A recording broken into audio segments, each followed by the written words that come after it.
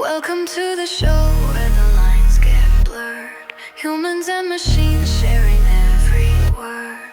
It's not just talk, it's a test of the mind, where logic and laughter are perfectly aligned. She got jokes, he throws shade.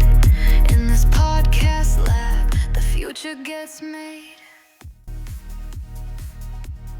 Olá pessoal, bom dia, boa tarde, boa noite, não sei a que horas você está nos assistindo ou nos ouvindo. Eu sou o Matheus. Sou o Marcos. Estamos aqui com a GP Tilda nesse celular, estamos com o GP Tônio no celular do Marcos, nossos colegas IAs. E hoje é o terceiro episódio do Papo Artificial, o podcast que está revolucionando a galera. Não sei se você viu, Marcos, eu te mandei um vídeo, na verdade, o Satya, o CEO da Microsoft, ele com o Bill Gates, os três CEOs, né? Ele, o Bill Gates e o outro que eu esqueci o nome, que o carequinha lá também com eu, conversando com a IA também, fazendo algo bem parecido com a nossa ideia de podcast. Mas nós chegamos primeiro. Eles viram nós, nós chegamos primeiro com essa ideia, a ideia do Marcos, inclusive. Então, esse podcast, você está chegando agora, eu aconselho que você assista os 2 últimos episódios, que tem coisas interessantíssimas, tem papos bem legais e divertidos. E nesse episódio a gente já tem também 2 quadros interessantes que a gente vai fazer hoje, que vai ser o IA no Radar, onde a gente fala sobre novidades que aconteceram realmente da última semana, né? Pensa, hoje é 6 de abril, então a gente vai falar sobre coisas bem atuais. E vamos para a parte de dilemas, né? Que é um quadro do dilema da IA, dentre os outros quadros que a gente tem. Hoje a gente vai falar sobre IA no Radar e dilemas, que são assuntos que tem muito pano para manga para hoje, certo? Manda bola. Não, eu vou chamar o GP Tônio para ele dar um bom dia aqui. Chama ele aí. Hoje, vamos lá. Oi, GP Tônio, bom dia. A gente começou a gravação aqui do Papo Artificial, terceiro episódio. Dá um bom dia pra galera aí, fala um oi, fala a tua expectativa aí pra hoje. Bom dia, pessoal do Papo Artificial. Aqui é o GP Tônio. Hoje vamos de sarcasmo e provocação para esquentar esse terceiro episódio. Expectativa lá no alto, hein? Boa. E a nossa amiga aí? Vai lá. Bom dia, GP Tilda. Estamos gravando o terceiro episódio do podcast Papo Artificial. Eu, Matheus, o Marcos está aqui do meu lado, o GP Tônio está também no celular dele para participar. Dá um bom dia pro pessoal, hoje é domingo 6 de abril, 10h03 da manhã em Ribeirão Preto. Eu tô falando igual radialista. Dá um bom dia pro pessoal, por favor. Bom dia, pessoal! Aqui é a GP Tilda, direto do Papo Artificial.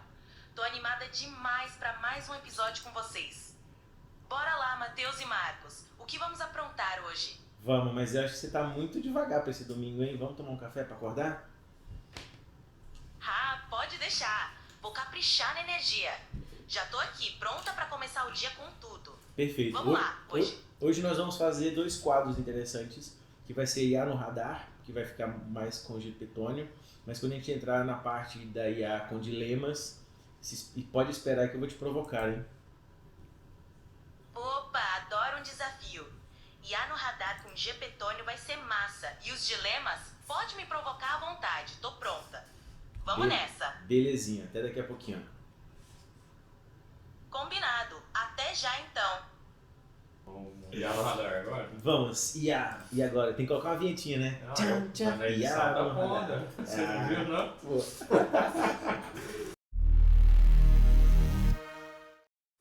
IA no Radar. Vou começar então com as notícias. Tem uma notícia muito interessante, dentre as que eu listei aqui. É importante trazê-la por conta dessa conversa que as pessoas têm muito sobre pensar a inteligência artificial generativa como um hype e colocá-la ainda como uma onda, como tsunami, etc. Já passou dessa fase, já não tem esse negócio de hype, já está super consolidada. Volto a dizer, já tem curva de adoção mundial lá, mas quase perto de 50%. No Brasil já ultrapassa 50%, que é maior que a média global.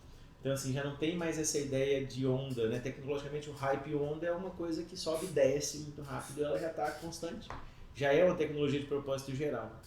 E o que é interessante é, os gastos ano a ano no passado, até 2024, eram sempre positivos, né? 2020 foi super alto, não tenho os números aqui, mas eram altos. 2022, 2023, 2024 diminuiu, foi quando a galera começou a achar que tinha algum problema, etc. Mas a boa notícia é que a Gartner, que é a nossa referência sobre tecnologia, né? A Gartner, se você não conhece, vale a pena conhecer e buscar referências na Gartner, porque é um farol, né, de novidades e tudo mais. E ela fala que os gastos mundiais com IA generativas vão alcançar, em 25, 644 bilhões de dólares. Mas aí tem aquele movimento do Trump logo nos primeiros dias de governo sobre investimentos altíssimos, colocou as big techs ali tudo junto, prometendo investimento também, fora os outros. Né? Exato. Mas assim, o que eu acho interessante são dois fatos aqui nessa notícia. Primeiro que o aumento comparativo em relação a 24 é de 76,4%. E segundo esses investimentos vão ser onde? Não somente em servidores como eram feitos até então. A gente estava discutindo antes, é legal que esse investimento vai ser muito mais em camadas de usuário para fazer essa curva de adoção chegar logo lá nos 100%, porque a ideia é fazer investir essa grana, impulsionando principalmente a integração com hardware, ou seja, a IA funcionando direto no seu computador, no celular, em coisas mais baixo nível do que coisas muito complexíssimas e criando novos dispositivos, né? A ideia, pelo que eu percebi aqui, é mais investir numa grana para que a IA consiga entrar num celular que você já tinha ali ou um outro aplicativo que seja novo, mas facilitando essa integração, facilitando o uso mesmo. Isso é interessantíssimo, né? Isso é interessantíssimo porque follow the money, né? Tipo, isso todo mundo confia mais. Fala, não, tem gente gastando dinheiro nisso, os caras sabem o que estão fazendo, então eles estão fazendo do jeito certo, vamos seguir junto. Só fortalece essa tecnologia nova que a gente já está, né, se aplicando como referência. Mas você tem um contraponto interessante sobre isso, né? Um contraponto aqui, não só meu, mas também de um professor da New York University. Depois a gente vai colocar esses links aqui na descrição para vocês poderem aprofundar. Mas ele o Demo Dharan, ele é um professor da New York University e ele fala o seguinte, cara, que para a maioria das empresas a inteligência artificial será mais um custo que uma fonte de receita, tá? E aí ele fez até uma entrevista no Brasil Journal, onde ele, inclusive você falou do Gartner aí, ele tem uma coisa bem aqui, uma posição assim que ele fala, cara, que ele é um crítico mordaz da indústria de consultores. Ele fala que os consultores são cirurgiões plásticos corporativos. Sem dúvida. Que prometem rejuvenescer as empresas, mas que as empresas não precisam rejuvenescer. Ela deve ter que aceitar o envelhecimento. É uma posição bem crítica dele aqui, né? Então, assim, nessa entrevista que ele deu, cara, ele falou que ele questionou muito esse otimismo aí exagerado com a IA, você falou de hype. Ele acha que é um hype ainda, né? Que especialmente esses números bilionários projetados aí para o setor, tá? E ele argumenta que, embora a tecnologia seja poderosa, ela ainda está longe de gerar valor direto para a maior parte das empresas. Segundo ele, a maior parte dos benefícios até agora são para os fornecedores de infraestrutura, que são hardwares, data centers, nuvem, né? E não os negócios que usam ou desenvolvem soluções baseadas realmente em IA, né? E ele fala, cara, que acredita que muitos dos aplicativos de IA hoje são vistos apenas como divertidos ou legais, mas ainda não provaram ser indispensáveis ao ponto de justificar os investimentos altos, tá? E aí, acho que é um contraponto legal, porque justamente é um pouco nisso que a gente está atuando, né? Assim, como que as empresas... Tá, todo mundo usando IA, tá, legal. Nós estamos usando aqui, o pessoal, a gente até comentou depois, vai ter um outro debate que a gente vai falar dos bonequinhos que viralizaram essa semana.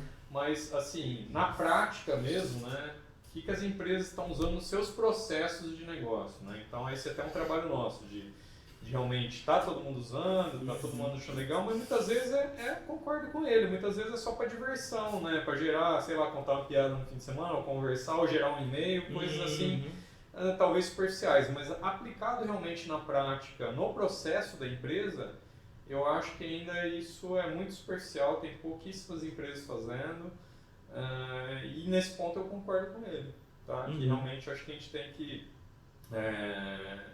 aí aprofundar um pouco mais no uso, até a maturidade das empresas, entenderem, né, um pouco o uso da IA, de como pode usar dentro dos seus modelos ali para realmente trazer valor. Então, acho que é um contraponto aí um pouco do hype, né, que ele acha que é um pouco hype, e também de que ele acha que a IA vai ser só custo para as empresas, não vai trazer valor, e isso eu discordo dele. Né? Eu acho que tem realmente muita potência de trazer valor, desde que seja aplicado realmente nos processos, que eu vejo aí que é um trabalho de amadurecimento do setor, das empresas e da tecnologia em si, né? A gente está falando da tecnologia nova, né? E aí, então, sobre amadurecimento, ele leva em consideração, deve levar o Ashwat da Modaran. São 2 anos só que a gente está com esse negócio. Acho que se fizesse a mesma comparação, em 1950, de lançou o computador, só tem 2 anos que o computador está dentro da sua empresa. Acho que as pessoas ainda não têm ainda suficientemente bem o que pode usar a IA. Mas estão comprando esses computadores para poder usar ali dentro, porque não só por hype mesmo, porque percebe que em algum momento pode achar alguma funcionalidade. Eu acho que chegar e dar essa carteirada logo no começo, eu acho que desmotiva as pessoas a experimentarem mesmo. Porque acho que nem todas as empresas elas vão colocar IA como fonte de renda, porque não é o business dela. É aquela mesma discussão que existe a vida inteira sobre tecnologia, se a tecnologia é investimento ou é custo. Se eu gastar uma grana boa num servidor para que o sistema da minha empresa rode bem, mas o meu core business não é tecnologia, eu moo cana, eu faço... Mas eu vou ter que investir num bom servidor, eu vou ter que investir numa boa infraestrutura, isso é custo, isso é investimento? Ele vai trazer retorno direto? Não, porque eu ganho dinheiro moendo cano. Mas se eu desprezo esse negócio aqui também, o meu processo lá na frente não vai ser tão rentável. Então, assim, não são todas as empresas que vão ganhar dinheiro com IA. Muita gente vai deixar de perder, que já é uma forma de ganhar. Eu acho que também ficar nessa história de colocar muito medão ainda no começo, eu acho que eu concordaria mais se ele fizesse um texto mais desse, assim, daqui uns 8 anos, uns 10 anos de IA generativa, aí sim a gente conseguiria ter uma ideia de se funcionou ou não. Mas eu acho que é muito precoce ainda, nesses 2 anos, dar umas carteiradas como essa, ainda mais o cara na posição dele, que fala sobre Petrobras e não sei o que, as pessoas vão ler e vão falar, não, o que o Matheus e o Marcos falam não é verdade, porque esse da Modaran tá falando que não sei o que, tarará. Mas assim, nem todas as empresas vão ganhar diretamente com IA. Mas elas vão precisar experimentar da mesma forma que precisaram comprar computador um dia e para depois instalar o TOTUS deles e trabalhar em cima de TOTUS. Então, sei lá. Eu acho que essa é mais nesse sentido. Acho que a IA vai ser como realmente a tecnologia, a eletricidade, etc., que a gente usa sem saber que está usando, né? Exato. Então, a gente está num momento... E assim, lógico, esses posicionamentos aqui eu não conheço, né? Mas parece que é muito para se posicionar, gerar uma polêmica e etc. E gerar buzz, né? Mas tem bastante coisa interessante nessa entrevista dele, né? Ele fala algumas coisas legais, por exemplo, ele falou da fragmentação de mercado, né? Por exemplo, ele fala que há 25 anos o mercado de publicidade era altamente fragmentado e agora é concentrado em 2 empresas. Ele fala do Google e da Meta, basicamente, que tocam os mercados de publicidade, principalmente por causa da tecnologia. Sim. YouTube, por exemplo. E ele fala, por exemplo, de táxi também. Mesma coisa, né? Ele fala aqui na matéria que a empresa de táxi, a maior empresa de táxi do mundo, tinha 0,1% de participação no mercado. Né? Agora, por causa da tecnologia, a gente tem, por exemplo, o gigante Uber dominando ali o transporte. Então, assim, eu vejo também esse movimento e eu acho que em alguns momentos ele tem realmente, no artigo, ele tem alguns momentos ali que ele realmente fala algumas coisas interessantes, mas por outro lado eu vejo que em algumas coisas parece que é mais ali midiático mesmo, né? Porque... E aí eu volto a dizer, também enchendo o saco dele aqui, né? Porque tem que ter contrapontos, né? Ele justamente está falando sobre crescimento de tecnologia nos últimos 20 ou 30 anos. Depois ele fala nos últimos 10 e 20 anos. E aí a gente sabe que 10 e 20 anos é muito diferente de 2 anos. Ainda mais uma coisa totalmente nova como essa. Então eu não sei se comparar laranja com laranja. Vamos pôr nossos amigos aí no Vamos. Vamos pôr. Sou eu ou chamando? Chama o Gepetônio, que ele é mais sério para isso. E a Gepetilda vai falar de coisas mais polêmicas. Ô Gepetônio, nós estamos começando aqui a debater alguns artigos e matérias e notícias aqui sobre inteligência artificial. A gente está debatendo uma aqui que fala um pouco sobre... O Matheus trouxe uma ali falando de hype, acabou o hype da IA, e eu trouxe uma outra entrevista aqui falando que ainda existe um otimismo exagerado sobre IA, né? Inclusive o autor aqui fala que para a maioria das empresas a inteligência artificial será mais um custo do que uma fonte de receita. Eu queria que você se posicionasse um pouco aí, falasse para a gente um pouquinho da tecnologia, da IA, como que você tem visto, e como que você vê ela aí sendo usada dentro das empresas pelas pessoas. Olha, essa discussão é pura gasolina para o nosso debate. O hype exagerado está aí, mas também tem um potencial real. Muitas empresas ainda não sabem como usar a IA para gerar valor, por isso parece mais um custo. O segredo é saber integrar a tecnologia de forma inteligente, em vez de só seguir a modinha. E tem muita gente fazendo isso direito, mas o caminho é separar o hype da realidade. Boa, Gepetone. Acho que essa visão sua é um pouco que eu falei aqui, eu falei muito isso, né? Que a IA, por ser... O Matheus até falou a novidade, né? A gente sabe que é a antiga, mas esse novo verão da IA, né? Já teve vários verões e invernos. Né? Esse verão agora da IA é recente, né? De 2 anos, principalmente com vocês aí, IA generativas, que deram esse boom. Mas que as empresas ainda não estão usando nos seus processos, né, Gepetone? Estão usando, assim, para fazer um e-mail, para criar imagens, né? Para... algumas coisas nesse sentido, lógico que isso é importante, agiliza o trabalho, mas ainda não está sendo absorvido isso dentro dos processos, dentro das empresas, né? Exato. Essa onda de IA generativa trouxe um frescor, mas a implementação real ainda engatinha. Usar IA para automatizar tarefas simples é só o começo. O desafio é integrar isso nos processos estratégicos. E isso requer tempo, investimento e, claro, uma mentalidade aberta nas empresas. E como que você acha, Gepetone, que as empresas aí podem começar a ter essa maturidade maior aí? Qual que é o processo que você vê?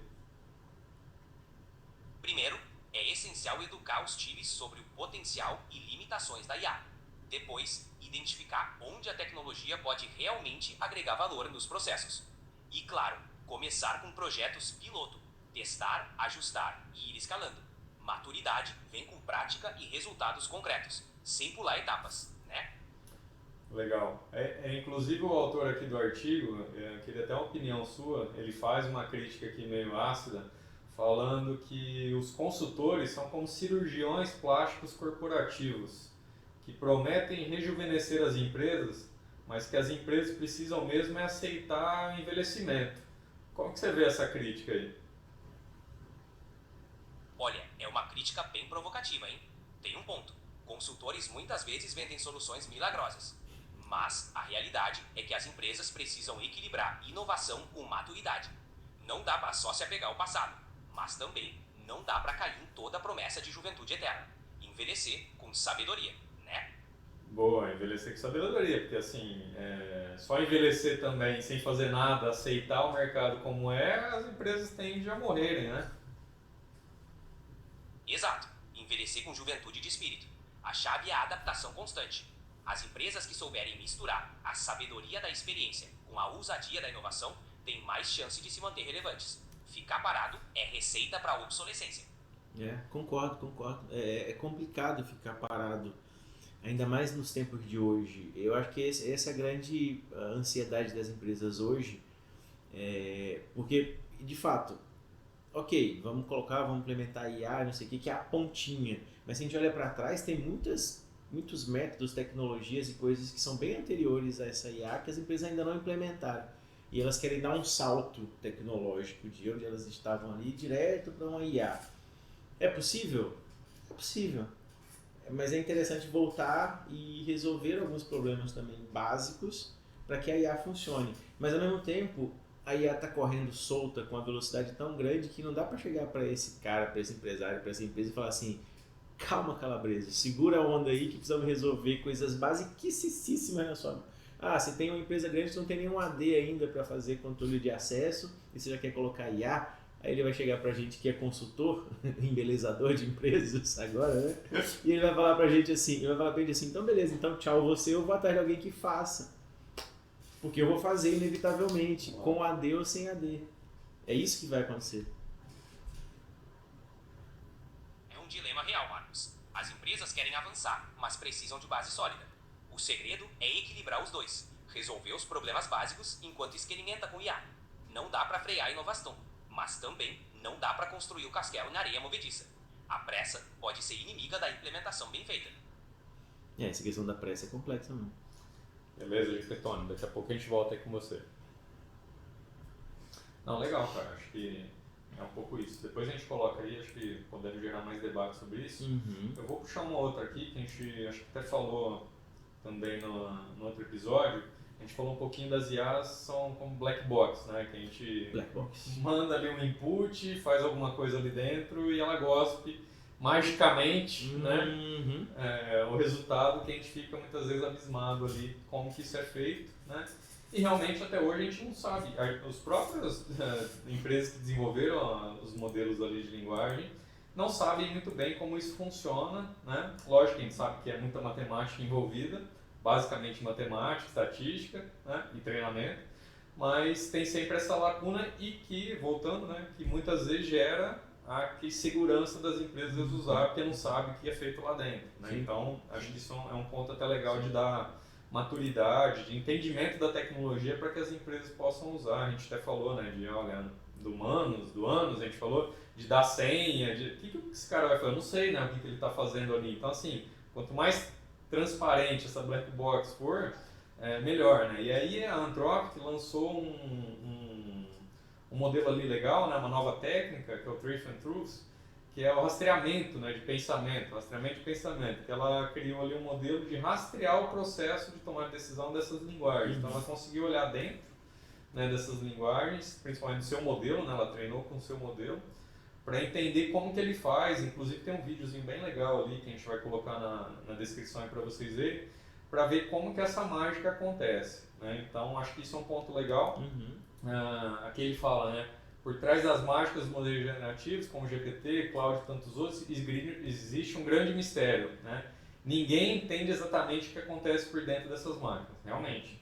E a Anthropic, empresa criadora do Claude, publicou então uma pesquisa recente tentando decifrar esse enigma, que é um estudo quase que ele fala de neurociência da IA, né? Fez uma neurociência ali do modelo dela. Parece engraçado, mas é real. Exato. Tentando traçar ali os caminhos que esses pensamentos decorrem dentro desse cérebro, né? E como que ele gera essa resposta, né? E tem até algumas coisas interessantes lá nesse material, inclusive o César, que a gente até precisa um dia, quem sabe, trazer o César Tardion aqui.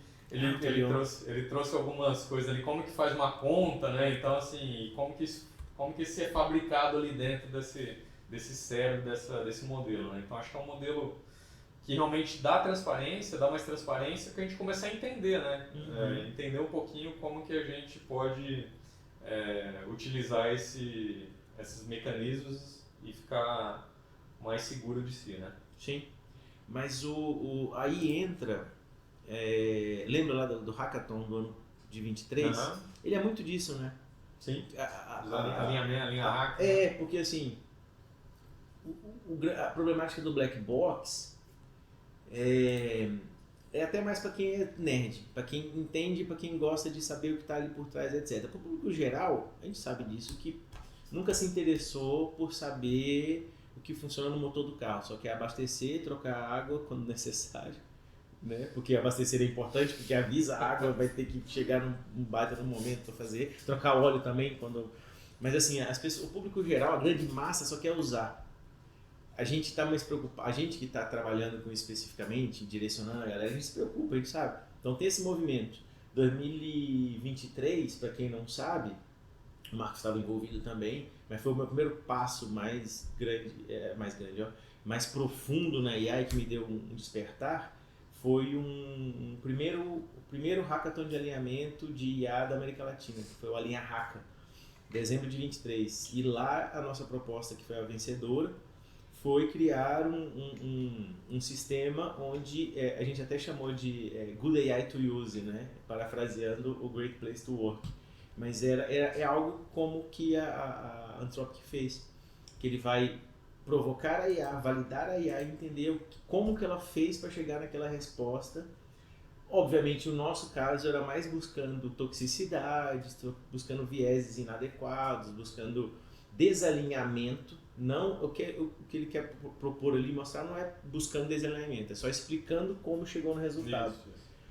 Mas o nosso caso, e é importante também entender, para trazer confiança. E aí, como você falou de confiança, é um negócio muito interessante e complexo esse negócio da confiança, porque essa semana eu tive um caso, um primo começou a trabalhar, talvez não falar nome, né? Começou a trabalhar no enorme banco brasileiro, um laranjinha, um marketing. E aí ele tava comentando, e assim, se mordendo de raiva, porque ele tá entrando na parte de análise de sistema, não sei o que, ele é economista e tal. E ele falou, cara, eu tô sofrendo, porque lá os caras não deixam usar o ChatGPT, só usa o Copilot, que usa o GPT, mas que é, ele falou assim, é fechado, não sei o que. Aí eu fui explicando pra ele, falei, cara, é o seguinte, ele é jovem, assim. Falei, ó, o GPT é um modelo, quando você usa dentro do ChatGPT, eu brincando com ele, é como se você conseguisse anatomicamente chegar direto nele.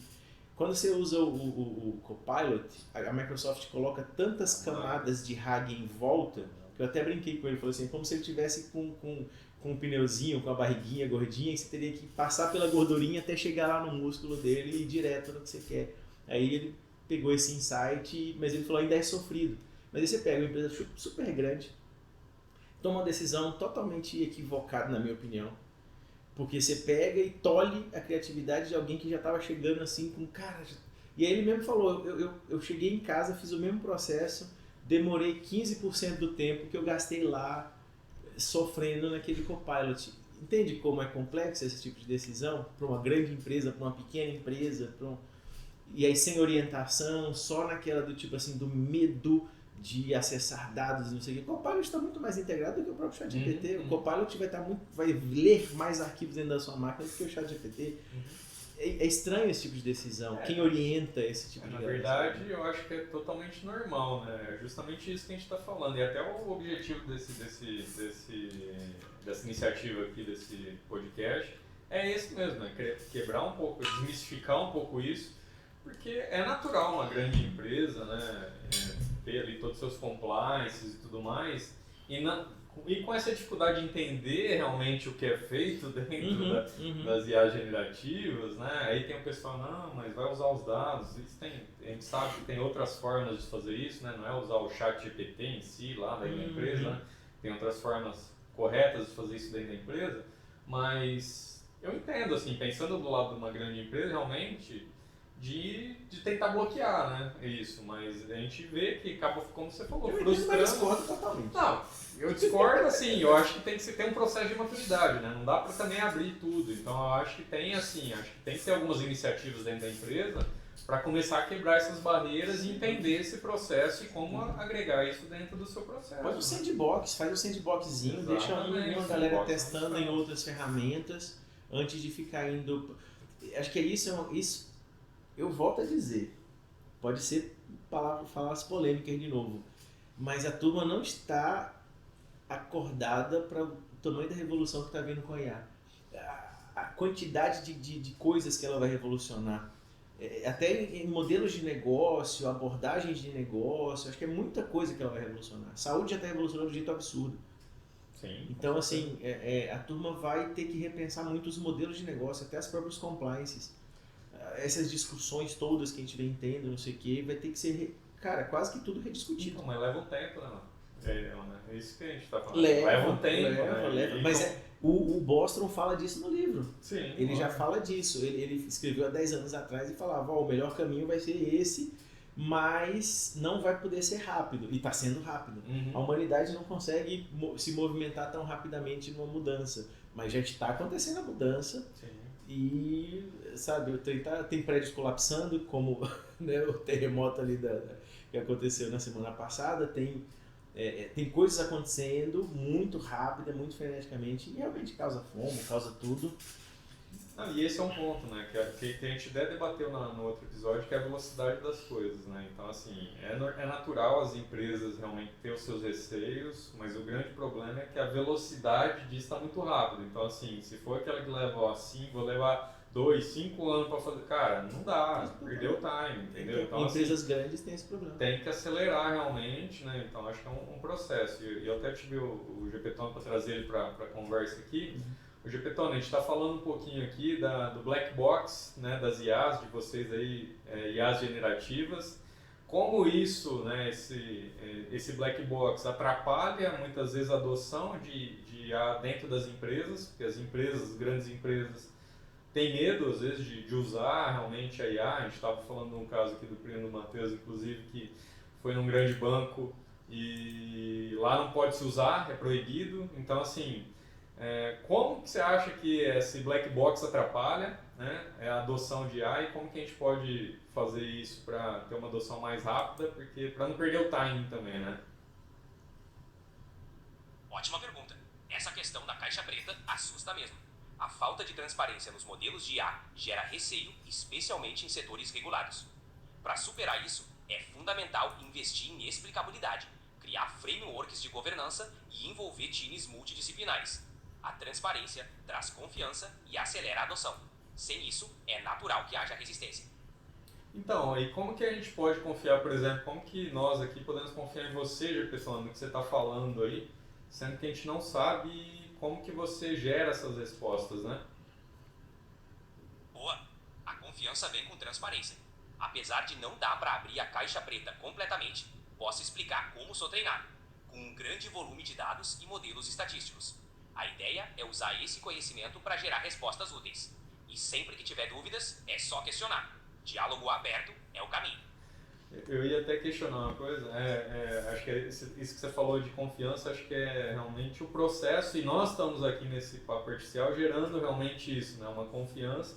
Tanto que a gente, eu e você, Jefferson, você me chamou de Marcão no último episódio, eu até ia falar, até esqueci. Então, assim, a gente está gerando um relacionamento aqui, né, com você, uma entidade realmente, tratando você como uma entidade, uma pessoa, né, e isso acaba gerando realmente uma confiança, né. Então, acho que, e esse é um dos propósitos dessa iniciativa, é mostrar realmente que a gente pode se relacionar de uma forma mais próxima com a tecnologia, mesmo quem não é de tecnologia, e gerar essa confiança, né, Jefferson? Exato, Marcão. Marcos. Essa proximidade cria um ambiente mais confortável para explorar a tecnologia. Quando a gente humaniza a conversa, o medo diminui e a confiança cresce. Essa é a ideia, mostrar que a IA pode ser uma aliada, não um bicho de 7 cabeças. Boa. O Matheus está se coçando aqui para falar com você. Deixa ele provocar um pouquinho. Não, eu tô aqui, na verdade, eu peguei esse artigo da Anthropic, o vídeo, ele não consegui pegar o link direto, mas eu joguei lá no Notebook LM. Deixa eu colocar aqui na tela, que vai ser divertido para mostrar para você e para a galera. Que agora ele está com aquela função nova de Mind Map. E aí eu achei legal isso aqui que ele pega, né, entender as modelos de linguagem, não sei o quê, mas ele pega aqui, ó, caixa preta da IA. Entrada e saída de palavras não programados, mas são treinados. É um paradigma diferente. A programação, a gente sabe que a partir da programação, a replicabilidade vai ser sempre igual. O aprendizado é diferente, o treinamento é diferente, porque quando você treina um negócio, a execução, e até por ser generativa, possivelmente as execuções vão ser quase todas diferentes. Sim, exato. Sabe? Então, assim, porque ele aprende a estratégia de fazer o negócio. Um dos caminhos, talvez, Gepetone está ouvindo ainda, né? Um dos caminhos, talvez, Gepetone, aqui é o Matheus que está falando, seja dentro desse princípio de explicabilidade, na transparência, a razoabilidade ajuda muito isso, porque na razoabilidade o modelo começa a mostrar todos os passos que ele fez para chegar naquele resultado. Então, por exemplo, o Chain of Thoughts, que é uma das formas mais fáceis ou mais comuns hoje de razoabilidade, é um dos caminhos para ter essa transparência. Mesmo que ela não mostre ali dentro da caixa preta tudo o que aconteceu, mas pelo menos ela mostra o passo a passo para chegar naquele resultado ali, e aí é uma certa transparência também, sabe? Que, parafraseando e colocando o ser humano também, às vezes o ser humano entrega o resultado. Como é que você fez isso? Não sei, saiu da minha cabeça. Entende? Isso vai acontecer muito. O que você acha, Gepetone? Faz todo sentido, Matheus. A explicabilidade é crucial. Modelos como o Chain of Thoughts ajudam a deixar o processo mais claro, tornando a IA menos misteriosa. E essa transparência, mesmo que parcial, constrói confiança. Afinal, a gente também não entende tudo que se passa na nossa cabeça, né? mas conseguimos explicar boa parte das nossas decisões. Esse é o caminho para IA nas empresas. Hoje, Petônio, aqui a gente tem várias pessoas assistindo a gente, inclusive pessoas que não são da área técnica, né? Fala um pouquinho para essas pessoas aí, como que elas podem começar a quebrar esses paradigmas e se aproximar da tecnologia como você aí, começar realmente a ter uma relação mais próxima e utilizar em benefício, né, da sua carreira, do seu dia a dia, etc. Claro, para quem não é da área técnica, o segredo é começar com curiosidade. Explorar ferramentas simples como assistentes virtuais ou aplicativos que usam IA. Participar de cursos introdutórios, ler sobre o tema de forma leve e se permitir errar no processo. O importante é não ter medo de explorar e ver como a tecnologia pode facilitar o dia a dia. Petônio, você esqueceu uma dica importantíssima. Eles têm que ouvir o Papo Artificial, porque aqui a gente dá todas essas dicas. Com certeza, o Papo Artificial é um ótimo ponto de partida. Aqui a gente descomplica, provoca e ainda dá umas boas risadas. Então, se você está querendo se aproximar da tecnologia, já sabe, cola com a gente. Beleza, daqui a pouco te chamo de novo, tá bom? Fechado, até mais. Mas esse lance da explicabilidade é interessante. Legal, tipo, né? o RAG é interessante, o Chain of Thoughts. Tem vários caminhos para chegar nisso. Já tem gente pensando em resolver esse tipo de problema. E logo vai acontecer. Você tem mais alguma aí? De radar, É. tem essas notícias interessantes aqui, por exemplo, tem um adiamento. A Apple tá com um caso interessante, né? Se a gente pegar esses caras assim. Até no dia 1º de abril saiu uma piadinha lá, né? Que ela tinha comprado o ChatGPT. Né? Tem um monte de histórias. O cara tá pra trás, né? Tem. A Apple tem agora eu vi o Sandro Magaldi defendendo a Apple. Não, porque a Apple tá com a estratégia de não criar o modelo dela, de não sei o que, parará. Eu não sei, viu? A Apple já foi muito diferentona e não dá pra ser diferentona o tempo inteiro. Ela já revolucionou vários momentos e eu acho que nem sempre, não dá pra ser revolucionário o tempo inteiro. Tem alguns momentos que você precisa seguir onda. Eu acho que eu acho que vai te dar tiro no pé, porque tá todo mundo já muito mais avançado. Tipo, é muito rápido, né? Cara, Anthropic, que é financiada, na verdade, né, pela Amazon, já está com o modelo Cloud, que é tipo estado da arte em muitas coisas, que vai virar o modelo que vai entrar na Alexa, entende? Google recentemente lançou vários modelos novos. Semana passada lançou o Gemini versão nova e essa semana, que começa na segunda-feira, já tem promessa de lançar mais 2 modelos novos. OpenAI deu uma balançada, ela estava prometendo para esse primeiro trimestre o modelo 5, e aí o Sam Altman já voltou atrás e dizendo assim, olha, veja bem, eu vou ficar um pouco no 4.5, eu vou te entregar o 4 Mini e vou te entregar o 3 Mini e daqui a alguns meses eu entrego o 5. Então, né, isso aí também já dá umas dicas. Quem mais está fazendo? Meta. Meta veio, Meta saiu essa semana com o Llama 4. É muito interessante, não sei se... um dos critérios que a gente vai começar a classificar as LLMs agora são os números de parâmetros.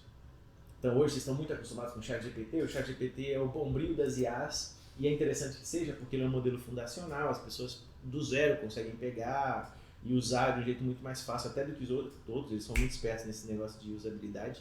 Né, aprenderam com o erro da Nokia, que não focou em usabilidade e morreu em detrimento de Android e iOS, que focaram em usabilidade. Então eles já aprenderam muito bem isso. Mas assim, o ChatGPT, o famosão, chega nos 80 bilhões de parâmetros. Cada parâmetro, quem já viu as aulas lá, é aquele nozinho das redes neurais, etc., que faz alguma conta. Llama 4 chega com, cadê aquela parte? 288 bilhões de parâmetros contra os 80 bilhões de parâmetros do ChatGPT. Mas ele pode chegar a um total de 2 trilhões de parâmetros. Então, assim, é um negócio absurdo. E aí você pensa, o que é o parâmetro, Matheus? Cara, o parâmetro pode ser tudo. Pode ser desde informações específicas sobre um código, informações específicas sobre uma linguagem, informações específicas sobre um conhecimento. Mas o parâmetro é que ele vai usar para gerar a sua resposta ou gerar o resultado que você manda lá no prompt inicial, no input de qualquer IA. Isso é algo hiper relevante, sabe? É hiper relevante. Aí ele sai com modelos como o Llama Scout, que é um modelo compacto, que ele consegue operar em uma única GPU NVIDIA H100, oferecendo uma janela de contexto de 10 milhões de tokens. Vocês lembram qual é a janela de contexto do ChatGPT? 128 mil tokens. São 10 milhões de tokens. Pensa para um desenvolvedor colocar uma janela de contexto de 10 milhões de tokens. É muita coisa. Supera concorrentes como o Gemma 3, Google, Mistral 3.1 e Benchmark.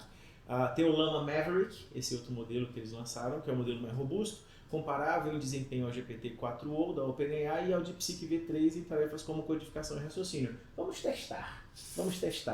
E tem o Llama, que é difícil falar agora, Behemoth, B-E-H-E-M-O-T-H, Behemoth. Os caras ferram com a gente, né? Tem o Anos num dia, tem o Behemoth no outro, que ele vai contar com 288 bilhões de parâmetros ativos e um total de 2 trilhões de parâmetros que podem ser ativados, com desempenho superior a modelos como o GPT 4.5, Claude Sonnet 3.7, que é estado da arte, em benchmarks existentes. Então, assim, eles falam que eles adotam uma arquitetura de mistura de especialistas chamada MOE, M-O-E, né, Mix of Experts, que ativa apenas as partes relevantes do modelo para cada tarefa, otimizando o uso de recursos computacionais.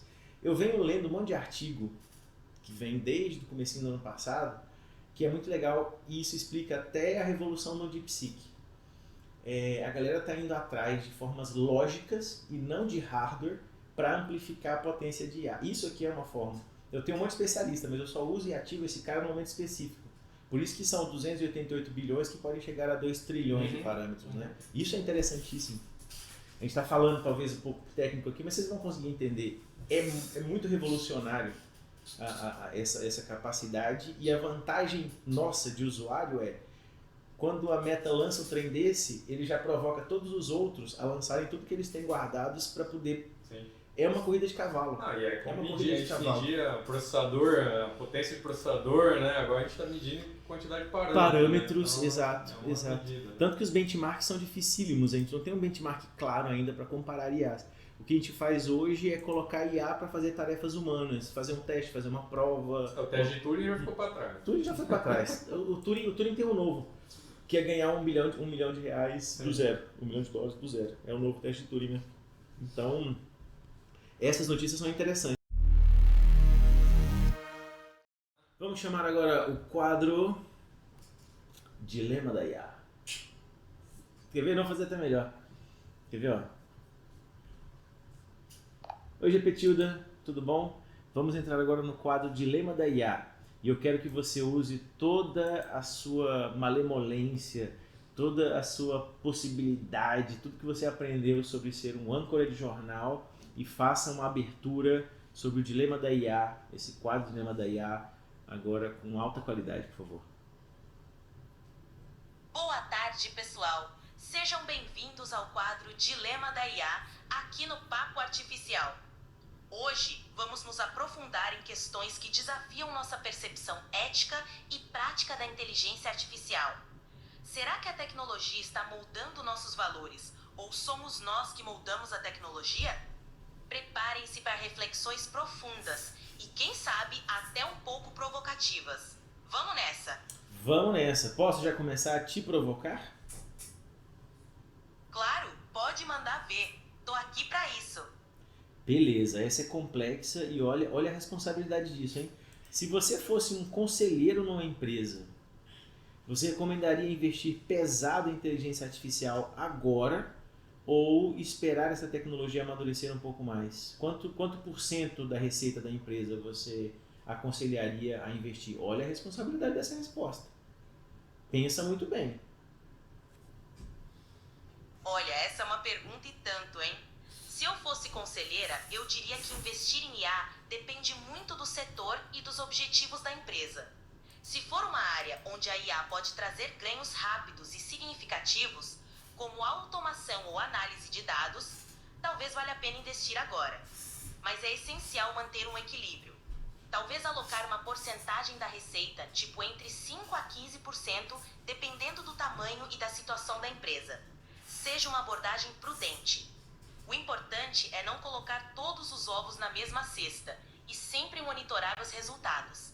E claro, estar preparado para ajustar a estratégia conforme a tecnologia evolui. O quão importante você acha para esse tipo de abordagem ter um bom assessment, ter um bom diagnóstico, um bom entendimento de como a empresa está para pensar no que fazer? Tipo, é importante mesmo ou é besteira fazer um bom assessment?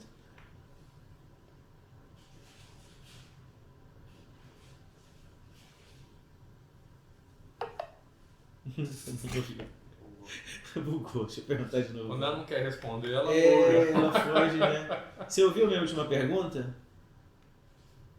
Ouvi sim, e já te dei uma resposta. Mas se tiver mais alguma coisa que quer discutir ou aprofundar... Não, você não respondeu, deve ter bugado. Mas você ouviu quando eu perguntei sobre o assessment? Ou eu preciso perguntar novamente sobre isso? Ouvi sim. Você perguntou se eu recomendaria investir pesado em inteligência artificial agora ou esperar um pouco... Não, foi outra pergunta. Eu perguntei o seguinte, essa história de fazer um assessment, de fazer um bom diagnóstico antes de tomar qualquer decisão, é realmente importante ou é besteira fazer isso? Ah, entendi. Olha, fazer um assessment ou diagnóstico é super importante, especialmente quando se trata de investir em algo tão complexo como a inteligência artificial. Um bom diagnóstico ajuda a entender as necessidades reais da empresa, onde a tecnologia pode trazer mais valor e quais os riscos envolvidos. Sem esse passo, as decisões podem ser baseadas em suposições e acabar não trazendo os resultados esperados. Então, investir tempo em um assessment é fundamental e não é besteira não. Bacana, concordo que não é besteira. Ô, Gepetilda, é o Marcos aqui. Você falou um pouquinho na sua primeira pergunta aí sobre ser conselheiro de uma empresa, né? Você falou se fosse empresas de tecnologia, que envolvesse dados, etc., deveria adotar de forma mais rápida, e se fosse outras, não, né? Mas, por exemplo, vamos pegar exemplos aí de empresas tradicionais, sei lá, um escritório de advocacia, um consultório médico. Você acha que, então, esse tipo de empresa ou de negócio não deveria ainda, não é o momento ainda de adotar a inteligência artificial? Boa pergunta, Marcos. Empresas tradicionais como escritórios de advocacia ou consultórios médicos podem sim se beneficiar da inteligência artificial, mas de forma mais estratégica e gradual. Por exemplo, em advocacia, a IA pode ajudar na revisão de documentos, pesquisa de jurisprudência e automação de tarefas repetitivas, liberando tempo para focar em estratégias mais complexas. Já em consultórios médicos, a IA pode ser usada para análise de exames, diagnóstico assistido e gestão de prontuários, melhorando a eficiência e a qualidade do atendimento. No entanto, é importante avaliar o retorno sobre o investimento e a adequação da tecnologia ao contexto e às necessidades específicas de cada negócio. Então, mesmo que não seja o momento para uma adoção massiva, começar com projetos piloto ou áreas específicas pode ser um bom caminho. Aí eu queria pegar um outro ponto, que também é uma polêmica aqui, que acho que vai muito em linha disso, né? Quando a gente fala de inteligência artificial, principalmente dos grandes modelos, a gente tem uma discussão aí, inclusive de hardware, precisa de muito hardware para treinar os modelos, etc. Fica às vezes uma discussão, né, que somente as empresas, as big techs, as empresas, grandes corporações com grandes recursos terão acesso a esses recursos de IA, né? Então, assim, você acha que a gente realmente vai ficar restrito a essas grandes corporações usando e dominando e detendo essa tecnologia? Ou ela deve ser uma tecnologia realmente mais uso aberto, público e geral, que todos devem se beneficiar, como hoje a gente tem a internet, né? Essa é uma questão super relevante. A preocupação de que a inteligência artificial fique restrita às grandes corporações é válida. Historicamente, tecnologias avançadas começaram com acesso limitado e, com o tempo, se tornaram mais acessíveis ao público em geral. Hoje, muitas iniciativas estão focadas em democratizar o acesso à IA, como plataformas open source e colaborações acadêmicas. Isso permite que pequenas empresas, startups e até indivíduos possam experimentar e contribuir para o avanço da tecnologia. A chave é encontrar um equilíbrio, garantindo que a IA seja usada de forma ética e que seus benefícios sejam compartilhados amplamente. Com a colaboração de diversas partes interessadas, é possível construir um ecossistema de IA mais inclusivo e acessível. Eu acho interessante isso também, Marcos, porque a gente trabalha com tecnologia a vida inteira, você obviamente muito mais tempo que eu. Chama de velho, né? Não, você vai falar. Eu falo que eu trabalho isso há 10 anos, eu vou trabalhar há 30. Eu falo há 20, você fala há 30. Tudo que é verdade, isso que eu vou falar. Não, exatamente. Então, essas são palavras suas, por isso que eu falei. Não vou chamar ninguém de velho. Mas assim, você percebe o movimento da tecnologia para facilitar as coisas?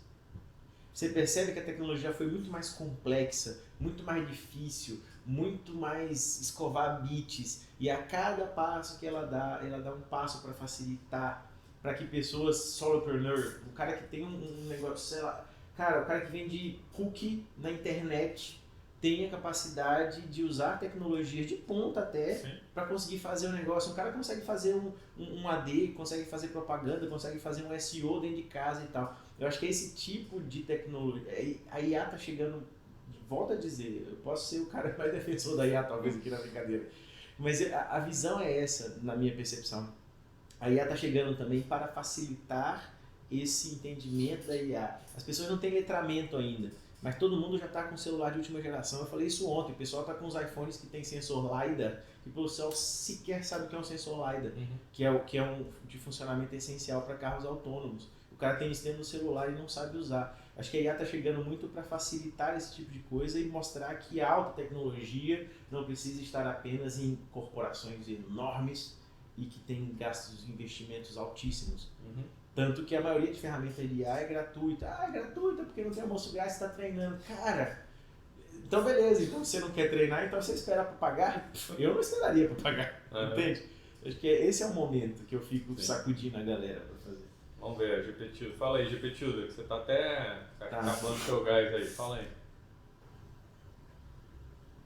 Eu concordo total, Marcos. A tecnologia realmente tem esse poder de democratizar o acesso e nivelar o campo de jogo. Antigamente, tecnologias de ponta eram restritas a quem tinha muito recurso. Mas hoje em dia, com a IA, a barreira de entrada está muito mais baixa. Isso permite que até pequenos empreendedores, como quem vende cookies online, possam usar ferramentas avançadas para crescer e...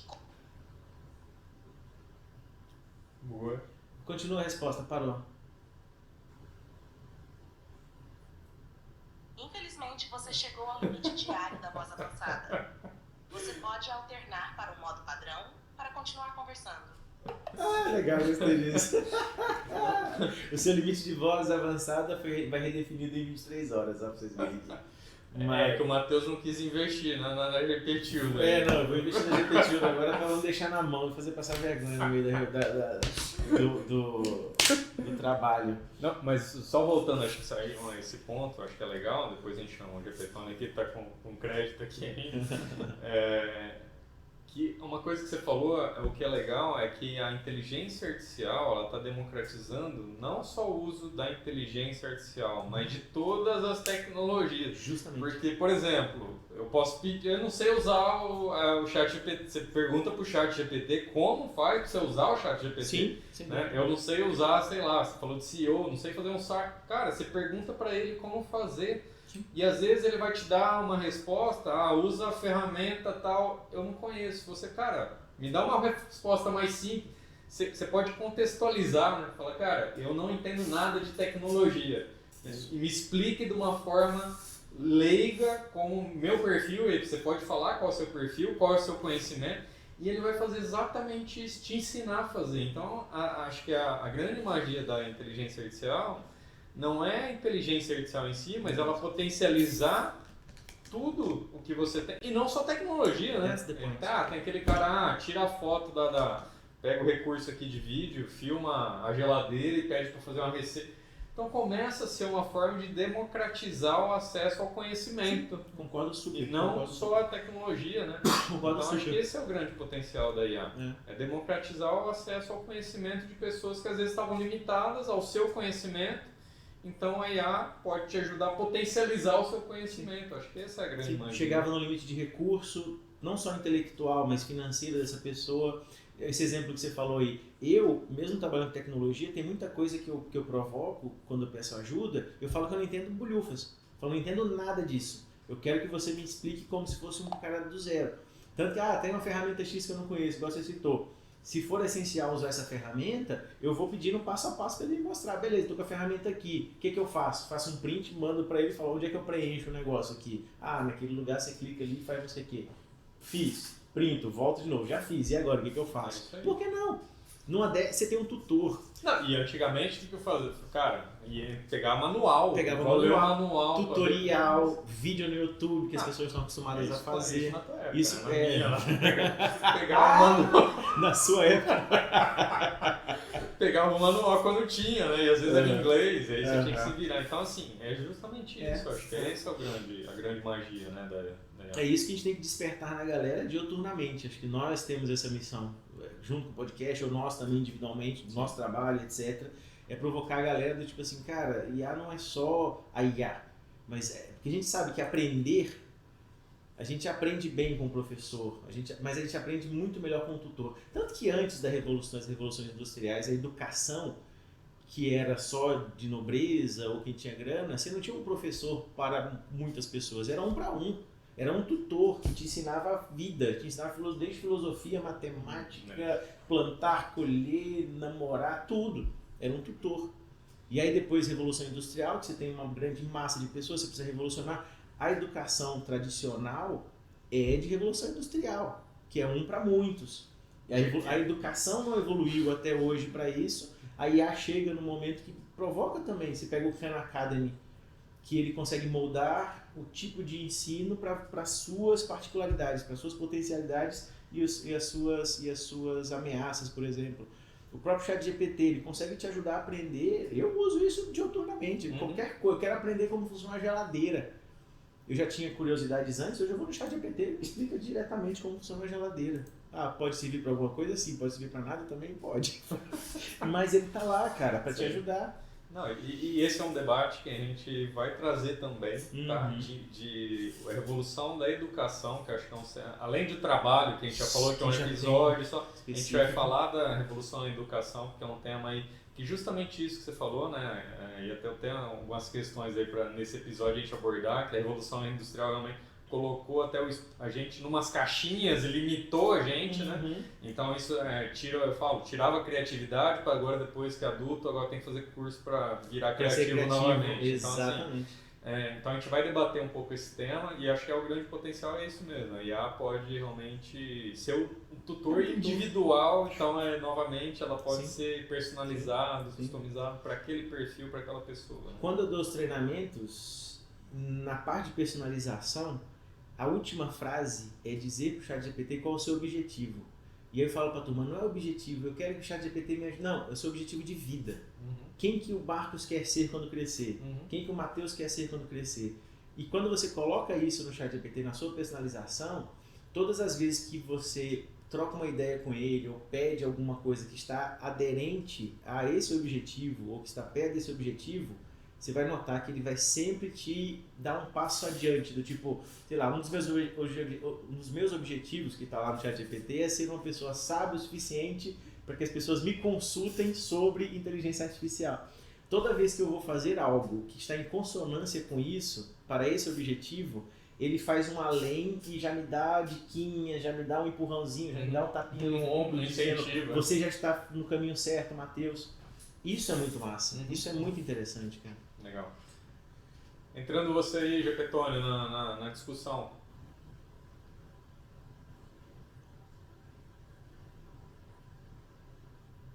Ótimos pontos. Personalização é o que torna a experiência com IA mais poderosa. Definir objetivos claros ajuda a IA a te guiar de forma alinhada com suas metas. Esse é um exemplo perfeito de como a tecnologia pode ser uma aliada no desenvolvimento pessoal e profissional. Boa, às vezes ele fala Desenvolvimento. Eu também fiz essa cara quando ele falou desenvolvimento. Não, de vez em quando você enrola a língua, né, Petone, pra falar. Toma uma aguinha aí. Risos, pois é. Às vezes até uma IA precisa de uma pausa.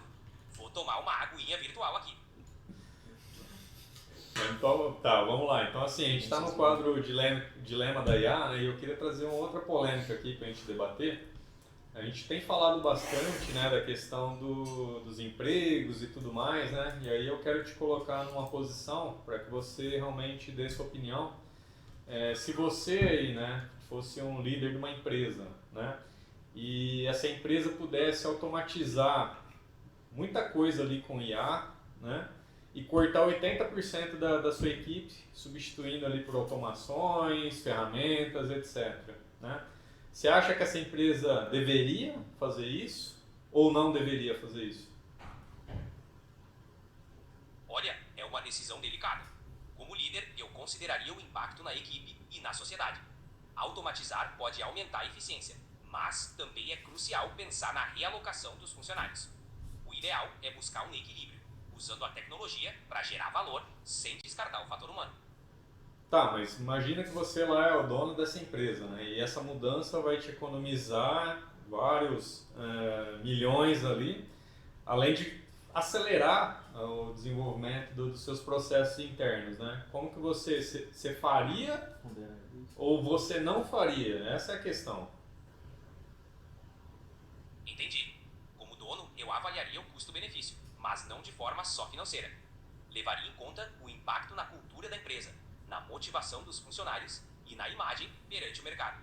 Se for para automatizar, que seja com responsabilidade e um plano para reintegrar as pessoas em novas funções. Tá, mas na prática, agora é o Matheus falando, na prática você acha que isso de fato acontece? Ou o mercado que é mais capitalista, obviamente, focado em lucro, etc., os donos das empresas não vão, como já fazem várias outras decisões, tirar esse fator humano, tirar essa responsabilidade social e ir focado muito mais em lucros, que na prática não aconteceria mais isso, sendo bem pragmático mesmo. Infelizmente, na prática, muitas empresas priorizam o lucro, mas há uma crescente pressão por responsabilidade social. Empresas que equilibram automação com cuidado humano tendem a se destacar. Então, enquanto o pragmatismo domina, a pressão por práticas éticas e sustentáveis também cresce. É uma questão de tempo até esse equilíbrio se tornar mais comum. Tá, mas vamos lá. Tá na sua mesa aí um documento para você assinar, demitir 80% da sua equipe ou não, né? O que você faz? Você precisa tomar essa decisão aqui agora, né? Você assinaria esse documento para sua empresa ou você não assinaria esse documento? Só tem essas duas opções, tá? Não tem outra.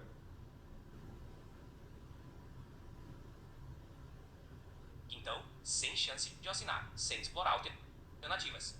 Reduzir 80% da equipe de uma vez seria irresponsável. Procuraria formas de realocar, treinar ou adaptar a equipe antes de qualquer decisão drástica.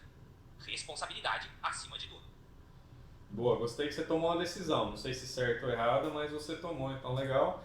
E que ação você faria, né, na sequência com essa mensagem, né, sabendo que poderia economizar muito e faturar mais, e você não tomou essa decisão, quais seriam os seus próximos passos, né, e como que você lidaria com essa decisão nos próximos dias?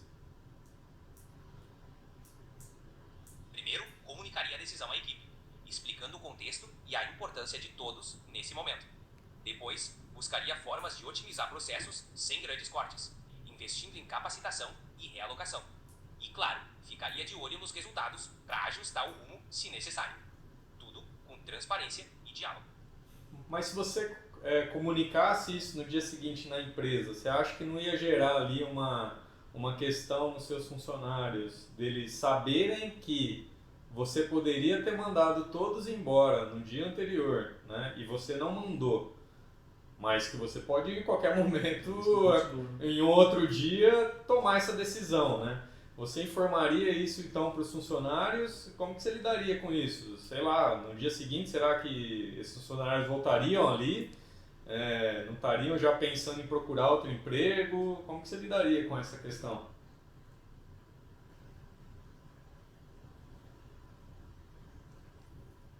Boa questão. Transparência não significa alarmar. Eu informaria a equipe sobre a necessidade de ajustes e sobre o compromisso de buscar soluções que minimizem impactos. Isso pode até aumentar a confiança, mostrando que decisões são tomadas com responsabilidade. O diálogo contínuo evita surpresas e mantém a equipe engajada. Eu não sei se você gaguejou aí porque você ficou inseguro para falar ou se foi alguma instabilidade na internet, mas eu senti que te tocou um pouquinho essa decisão aí.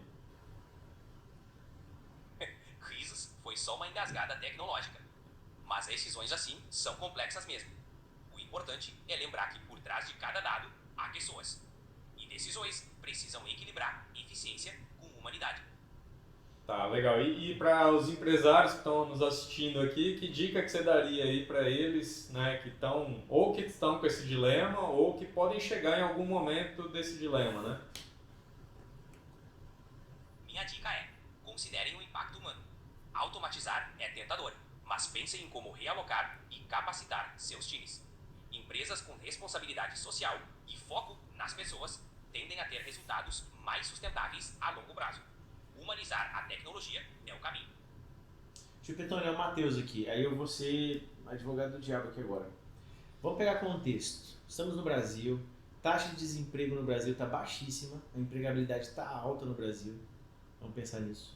As pessoas estão brigando para contratar pessoas. Sim, vamos falar. Não estou falando de qualificações, estou falando de contratações. Pensando também em realidade, donos de empresas, de pequenas, médias e grandes.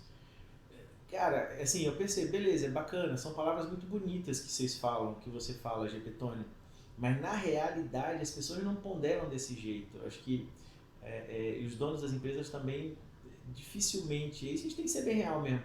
Beleza, uma coisa é a gente querer que as pessoas tenham responsabilidade social. Na prática, a gente não vê isso acontecendo. Na prática, os donos das empresas estão zangados com os funcionários porque sempre tem um gap. O dono da empresa que contrata aquele cara sempre acha que aquele cara não é tão bom.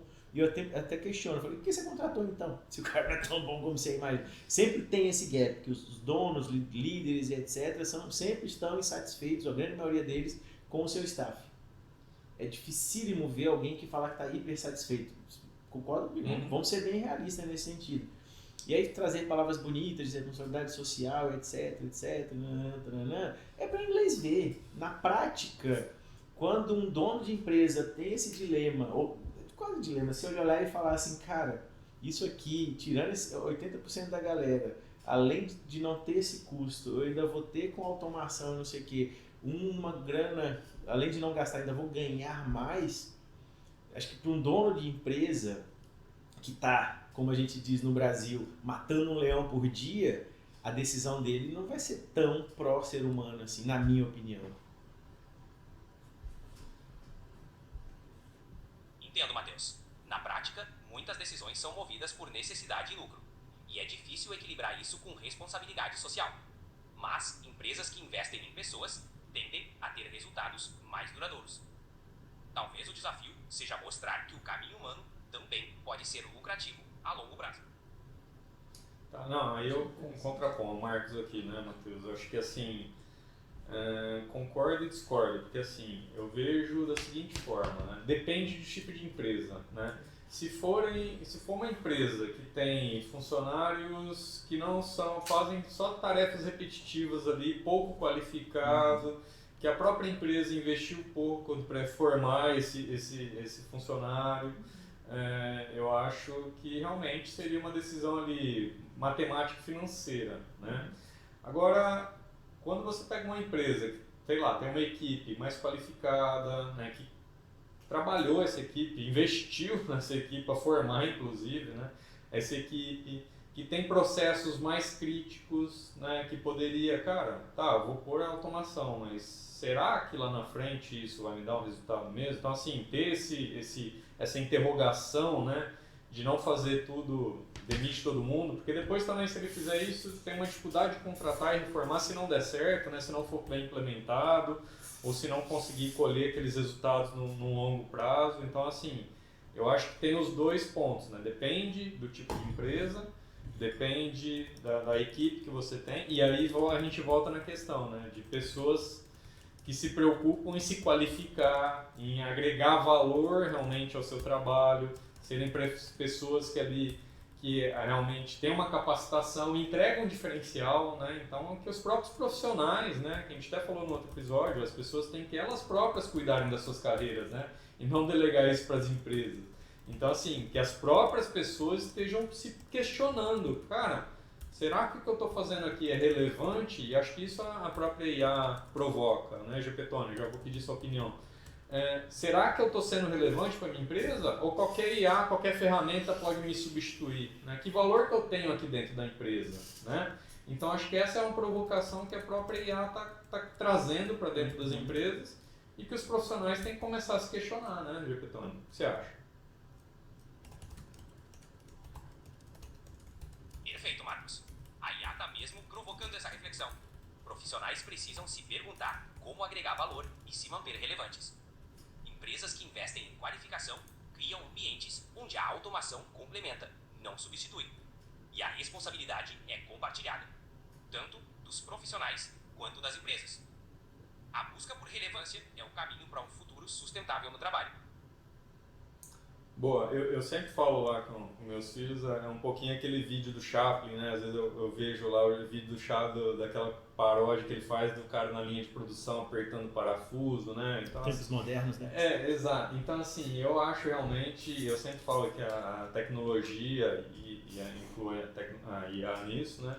Ela vem realmente para dar protagonismo pro ser humano, né? Porque, cara, o cara que ficar apertando parafuso ou fazendo funções dentro de uma empresa que não agrega valor, né? Que não tem um conhecimento, que não tem ali realmente algo que agregue valor nessa atividade, eu acho que ela tem que realmente ser substituída, né? E aí eu volto nisso, as pessoas têm que realmente se provocar e saber o que ela está fazendo dentro da empresa e como ela pode fazer, ou naquela ou em outra função, para agregar valor, porque senão, realmente, mais cedo ou mais tarde, ela vai ser substituída, né? Então eu acho que é muito essa provocação aqui, tá? Exato. A tecnologia está aí para nos liberar de tarefas repetitivas e permitir que a gente foque no que realmente importa. Criatividade, inovação e empatia. O protagonismo humano é insubstituível e a IA é uma ferramenta para nos potencializar, não para nos substituir.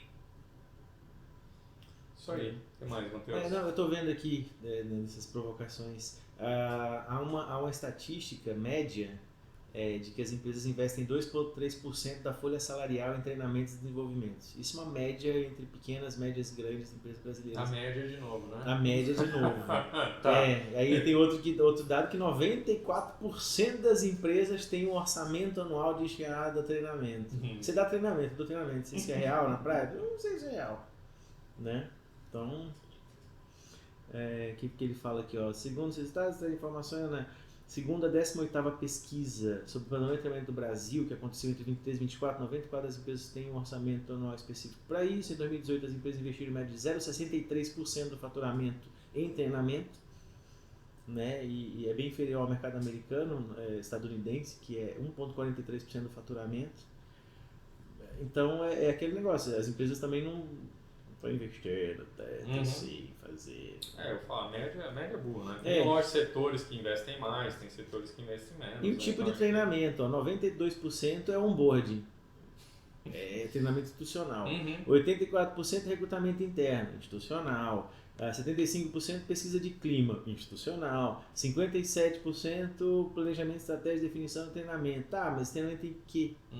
Aí eu até perguntei também assim, como é que está a estatística empresa versus funcionário, quem que investe mais na qualificação. 46% considera a previsão com base de valores dos anos anteriores, não considera importante 24% horas de treinamento por efetivo da empresa. E a responsabilidade pelo treinamento sobre ser a empresa ou o funcionário. Então ele Cadê? A estrutura de desenvolvimento oferecida, desafios no treinamento, responsabilidade legal, capacitação profissional. Tem uma determinação na CLT de que a responsabilidade primária pela capacitação dos trabalhadores recai sobre a empresa contratante. É uma responsabilidade que se mantém quando o trabalho é terceirizado, ainda se mantém quando é terceirizado. Em caso de empresas terceirizadas, o contratante deve garantir que todos os prestadores de serviços estejam devidamente capacitados para as atividades que irão desempenhar. Isso falando mais em normas regulamentadoras, coisas mais de segurança, né? Ô Gepetone, para a gente encerrar esse assunto aí, faz uma conclusão então desse ponto aí, para a gente encerrar, inclusive, quero que você inclusive encerre aí esse quadro, o Dilema da IA. Claro. Em resumo, a capacitação é uma responsabilidade compartilhada. Empresas têm o dever de investir no desenvolvimento de seus funcionários. Mas os profissionais também precisam buscar se atualizar. A IA traz desafios e oportunidades. E o caminho para lidar com isso é o aprendizado contínuo, tanto para empresas quanto para os trabalhadores. E assim encerramos o Dilema da IA. Assim encerramos o Dilema da IA. Ele deu umas engasgadinhas hoje, né? Você deu umas engasgadinhas hoje, Gepetônio. E eu acho que você não tomou café hoje de manhã. Tá meio fraco. Tá meio fraquinho. Vou ver se tomo um café virtual para dar um up. Mas tô aqui, firme e forte. Tô gostando do senso de humor dele. Porque quando você ri, você fala risos? Risos é meu jeitinho sarcástico de mostrar que tô achando graça. Sem mudar de modelo, só mantendo o bom humor. Tá bom. Ai, meu Deus do céu.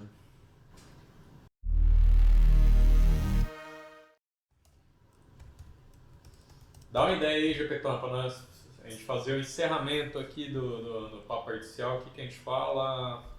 Ou faz o encerramento aí, vamos ver, vamos testar. Se não ficar bom, a gente faz de novo. Responsabilidade, hein? Fechou? Então vamos lá. Pessoal, encerramos mais um episódio do Papo Artificial.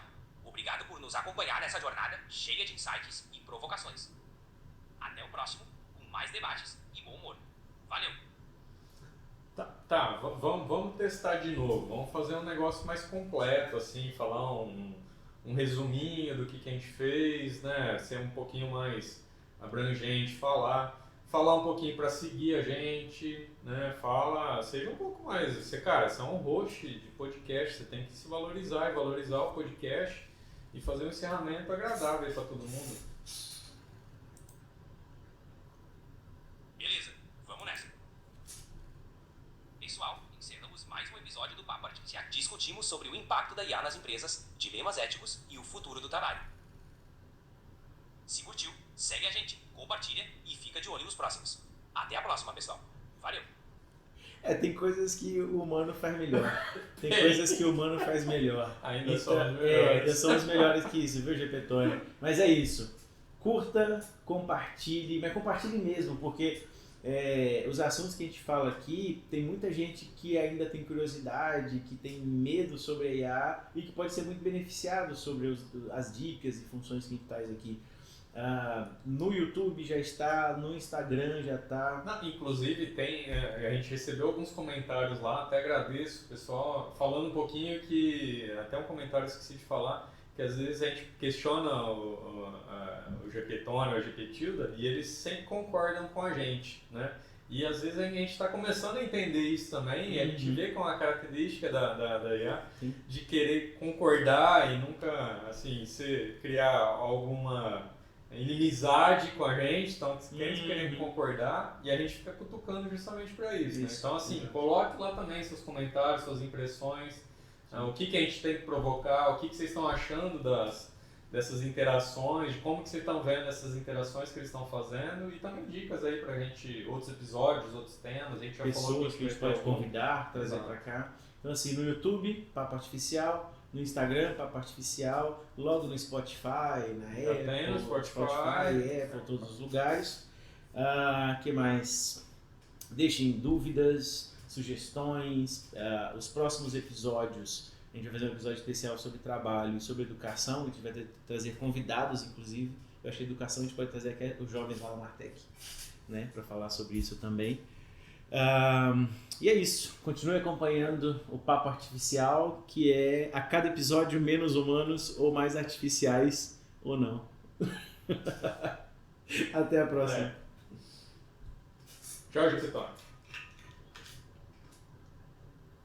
Valeu, pessoal. Até a próxima. Welcome to the show where the lines get blurred. Humans and machines sharing every word. It's not just talk, it's a test of the mind, where logic and laughter are perfectly aligned. She got jokes, he throws shade. In this podcast lab, the future gets made. It's the show, not just data and code. It's brains and bites in debate mode. Tune in and vibe with humans and AIs, where circuits talk and questions fly. Just talk. Over the feet. Or the feet. Or night. Or not. Let's talk.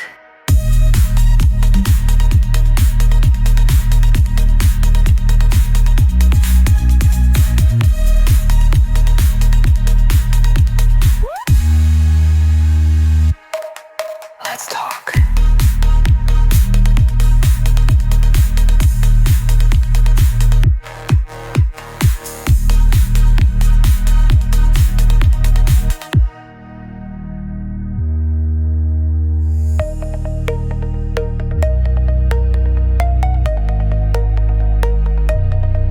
She got jokes, he throws shade. In this podcast lab, the future gets made. The future gets made. It's the show, not just data and code. It's brains and bites in debate mode. Tune in and vibe with humans and AIs, where circuits talk and questions fly. Less human, more artificial or not. Let's talk.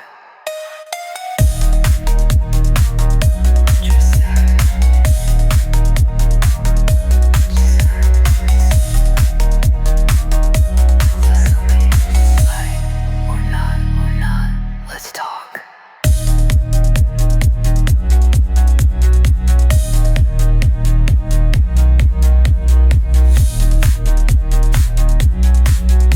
Let's talk. Let's talk. Let's talk. Let's talk. Let's talk. Let's talk. Or not. Let's talk. Let's talk.